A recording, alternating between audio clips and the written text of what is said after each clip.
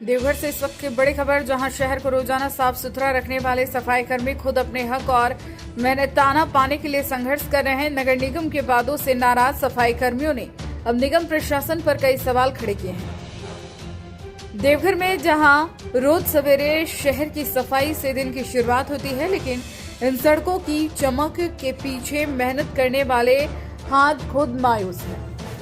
नगर निगम के सफाई कर्मी पिछले कई महीनों से अपनी बकाया वेतन और पीएफ राशि के भुगतान की मांग कर रहे हैं। सफाई कर्मियों का कहना है कि नगर निगम ने 15 अक्टूबर तक भुगतान का आश्वासन दिया है, लेकिन इस बार भी उन्हें वादों पर शक है।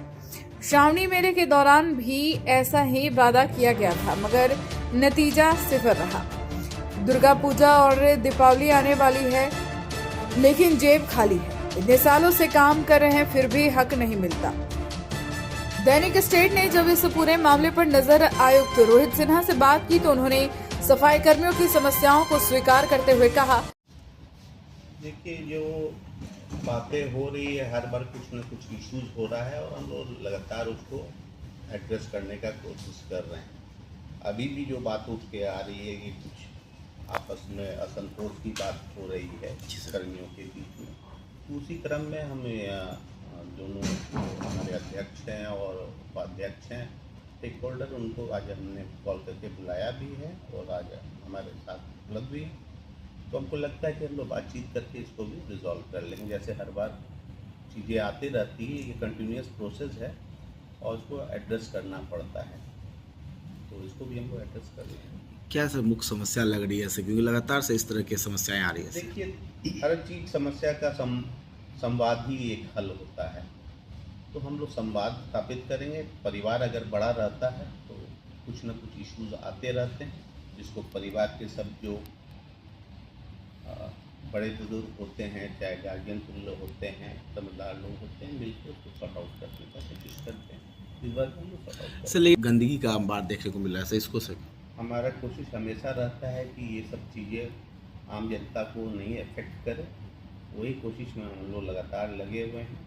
इस बार भी पूरा उम्मीद हम लोग है कि इसको सॉल्व हम लोग कर लेंगे। शहर की सड़कों की चमक तो लौट आएगी, लेकिन इन कर्मियों की आंखों की चमक तभी लौटेगी जब उनके परिश्रम की हर पाई उन्हें मिलेगी। देवघर से अतुल कुमार, गौतम की रिपोर्ट। देवघर नगर निगम इस बार फिर सफाई कार्य बाधित होने की कगार पर पहुंच गया है।